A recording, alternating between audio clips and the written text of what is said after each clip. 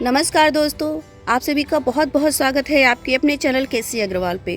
और आज हम बात करेंगे इस खूबसूरत से फ्लावर प्लांट सिलोसिया के बारे में, जिसे कॉक्सकॉम, जटाधारी और बहुत सारे नामों से जाना जाता है। आप इसे किस नाम से जानते हैं ज़रूर कमेंट करके बताएं। वैसे मैं इसे ज़्यादातर जटाधारी ही जानती हूँ। मैं बिहार पटना से हूँ और यहाँ छठ के टाइम में इस फ्लावर से पूजा होती है। हमारे यहाँ जो छठ में सूप चलता है उसमें इस फ्लावर को ज़रूर रखा जाता है और इसे हम जटाधारी कहते हैं। तो हमारे बहुत सारे दर्शक हैं जिन्होंने हमसे ये इस बारे में पूछा था कि इस सिलोसिया को कैसे ग्रो करते हैं, क्या ये कटिंग से ग्रो होता है, क्या ये सीड से ग्रो होता है, ये किस तरह से हम अपने गार्डन में ऐड कर सकते हैं। तो चलिए आज बात करते हैं हम इस फ्लावर प्लांट के बारे में, सिलोसिया या कॉक्सकॉम या फिर जटाधारी।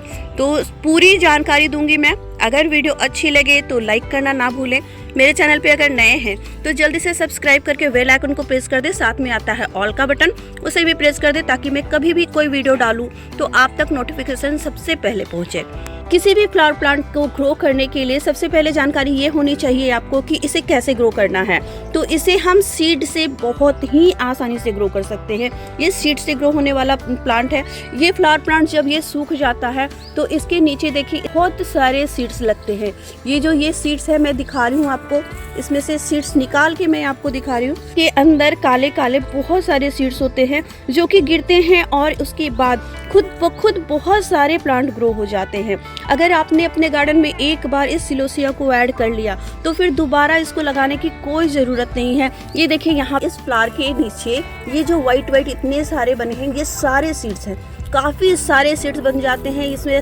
ये देखिए इसको इस तरह से अगर आप करते हैं, ये देखिए बहुत सारे काले काले सीड्स आपको नजर आ रहे हैं। ये जब भी सीड्स गिरेंगे मिट्टी में, खुद ब खुद जब बारिश का महीना आता है, जून जुलाई के महीने के बाद जब बारिश जैसे ही रुकती है, आपके गार्डन में बहुत सारे प्लांट आपको देखने के लिए मिल जाएंगे। सिलोसिया के प्लांट खुद ब खुद ग्रो होते हैं। इसे दोबारा से ग्रो नहीं करना पड़ता है। मैंने भी सिर्फ एक बार पहली बार इसे लगाया था और ये जितने सारे प्लांट आपको दिख रहे हैं, ये सारे प्लांट खुद ब खुद ग्रो हुए हैं। भी और दूसरे गमलों में भी बहुत सारे प्लांट ग्रो हो चुके हैं, जिसे निकाल के हमने बस दूसरी गमले में शिफ्ट किया है। मैं इस प्लांट के बारे में अपनी एक कहानी बताऊं कि मैंने इस प्लांट को अपने गार्डन में कैसे ऐड किया। मैं एक गई थी सरकारी दफ्तर में, वहाँ पे गार्डन में बहुत सारे फ्लावर ये लगे हुए थे और मेरा मन था, पहले से भी मैंने सोच के रखा था कि मेरे गार्डन में इस तरह से ना सिलोसिया के प्लांट नहीं है। तो मैंने उस गार्डनर से, यानी कि वो अंकल जी से मैंने उस अंकल जी से बोला कि अंकल जी मुझे बस इसके सूखे हुए 2 फूल दे दो। और वो खुशी खुशी उसने मुझे 2 से नहीं 4, 5, 6 जितने सारे फूल हो सके थे सूखे हुए, उन्होंने कहा ले लो, खुद से ले लो आप। तो मैंने ले लिया और उसके बाद ला करके रख दिया। उस समय इस विंटर का समय था, क्योंकि इसके फ्लावर विंटर में आते हैं। उसका सीजन लास्ट हो रहा था, फ्लावर कुछ सूख रहे थे। तो मैंने वो सीड लाके बहुत अच्छे से सेव करके रख लिया। उन्होंने मुझे बताया था कि जब बारिश का मौसम आएगा आप इसे गमले में छींट दीजिएगा, स्प्रेड कर दीजिएगा। मैंने वही काम किया। जुलाई अगस्त के महीने में मैंने इसके सीड्स अपने गमलों में डाल दिए।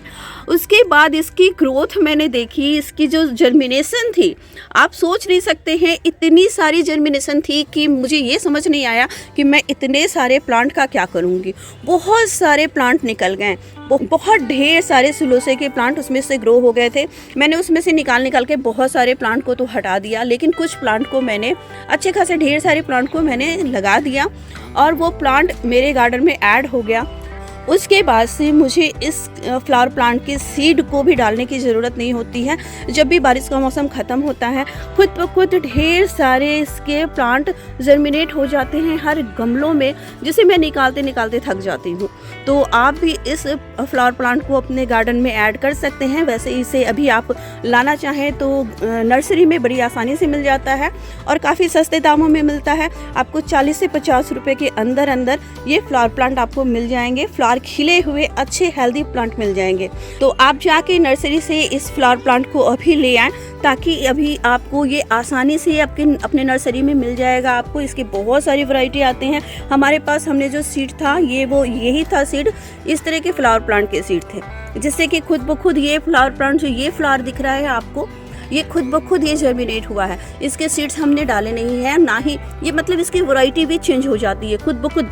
ये हमारा खुद का एक्सपीरियंस है कि इसकी वैरायटी भी चेंज हो जाती है। आप देख रहे हैं यहाँ पे 2 तरह के फ्लावर हैं, ये इस तरह के फ्लावर है और ये देखिए ये गुच्छों में जो ऐसे कर्ल किया हुआ फूल है वो भी है। ये दोनों से ये सारे खुद ब खुद जर्मिनेट हुए हुए सीड से ग्रो हुए हुए प्लांट हैं और इसकी वैरायटी खुद ब खुद चेंज हो जाती है।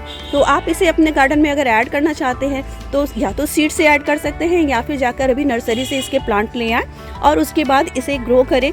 नेक्स्ट ईयर आपको इसकी सीड ना ढूंढनी पड़ेगी, ना लगानी पड़ेगी, ना ही इसके प्लांट ढूंढने पड़ेंगे।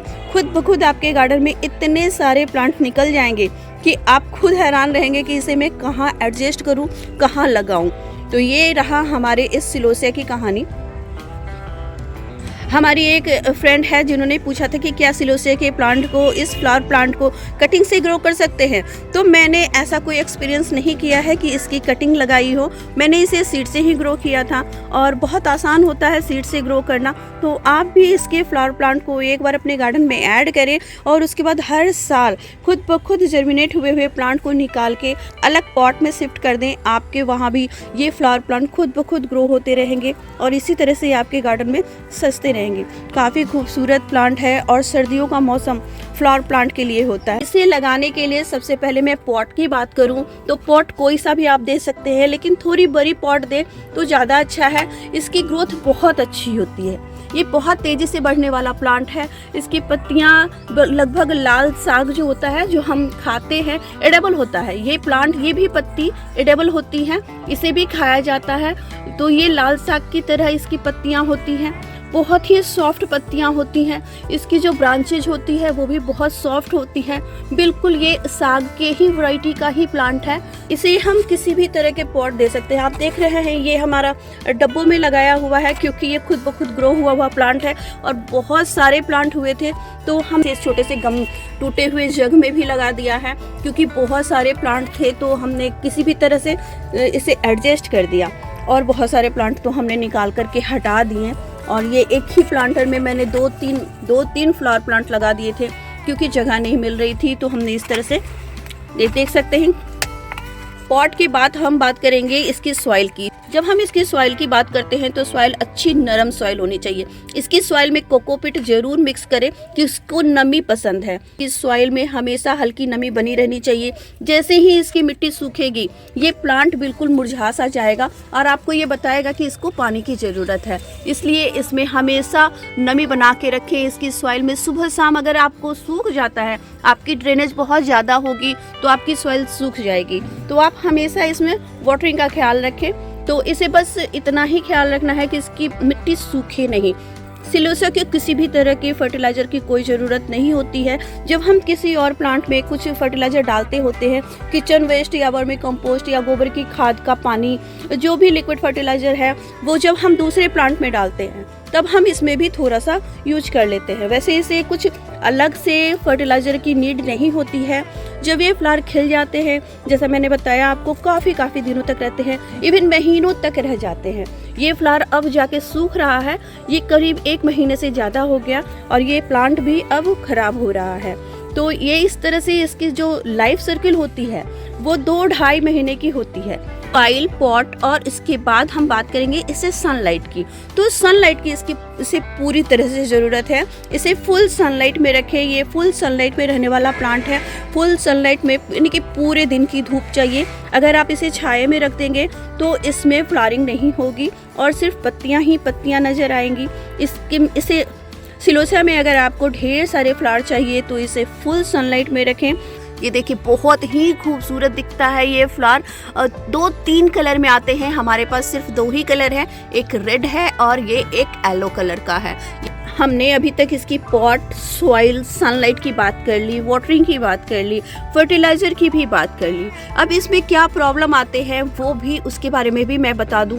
इसकी पत्तियां नीचे से बहुत जल्दी ऐसे सूखती रहती हैं, पीली होती रहती हैं क्योंकि इसमें वाटरिंग की बहुत ज़्यादा ज़रूरत होती है। जैसे ही इसकी मिट्टी में नमी कम होती है, जैसे ही इसकी मिट्टी सूखती है तो इसकी पत्तियाँ पीली होने लगती हैं। तो इसकी नीचे की जो पीली पत्तियाँ हो रही हैं इसे हमें निकालना होता है।